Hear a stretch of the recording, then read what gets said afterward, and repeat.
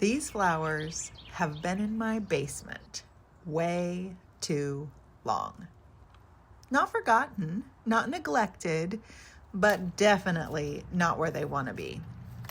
I got experimental with my timing, and at this point, it's looking like the experiment failed. I started these seedlings last fall. They're the cool season flowers: poppies, snapdragons, foxgloves, and ranunculus. I hoped for a mild winter and a warm window to transplant them outside, but that window never came. Meanwhile, the plants kept growing.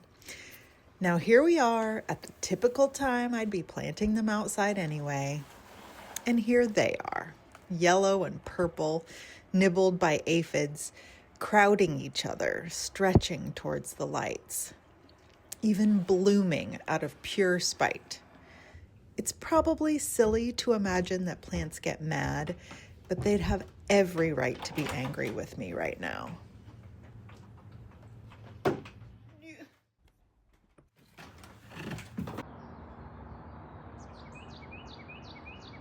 Cool season flowers are tough. They don't want to be coddled forever. They want cold air, real sun and rain, and soil that goes deeper than 2 inches. So this weekend, I'm planting them. And after this cold winter, we are all ready.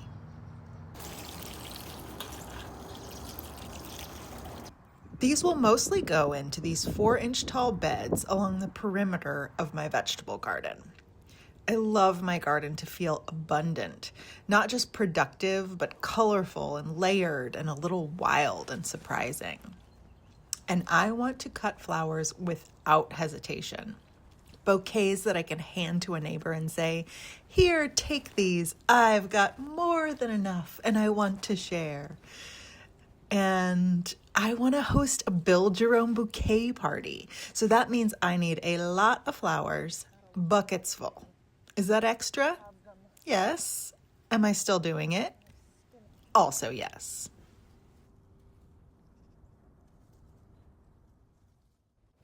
I have so many snapdragons this year growing from seed. So I am going to plant all of them, and I'm very excited about what my potential harvest is going to be.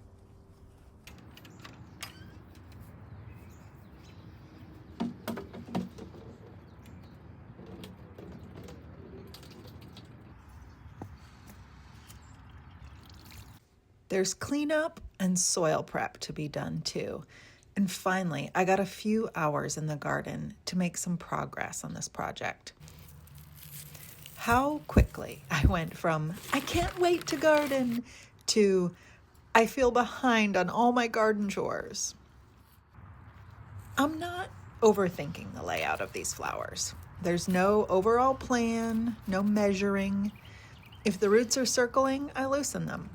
I'm eyeballing the spacing and improvising plant combinations and sort of balancing the placement around the space. But it's not perfect. There's no time for that today. These seedlings need soil contact. Some of these will absolutely thrive. Some will sulk. 1 or 2 or more will probably just give up. That's not failure. That's gardening.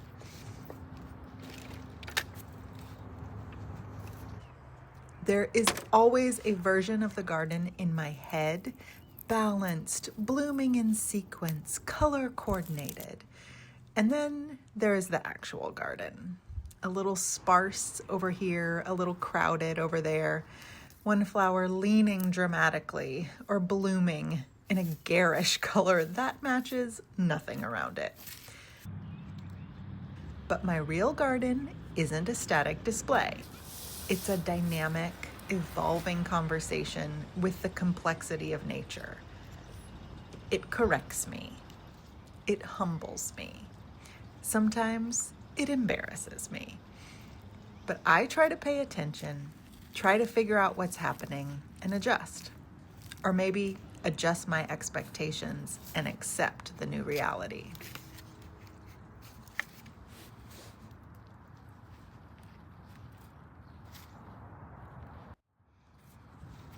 I don't know exactly how all these plants will perform. Some of the roots might be beyond recovery. The aphids could regroup. I have faith that a good portion of them will bounce back and be really happy out in the cool early spring soil. But they are definitely better off here than under lights and stalled in plastic trays. Now I can exhale. The plants are where they're supposed to be, and I can relax. For a few days.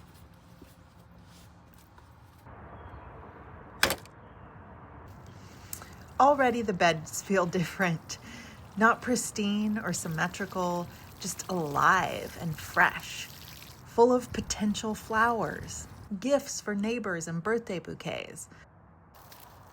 I find it so satisfying to have this job done, to not be stressing about those seedlings anymore. Sure, I messed up the timing and I started them way too early, but most of them will grow and bloom. I had a quiet day outside with my hands in the dirt. This is what I mean when I say good enough.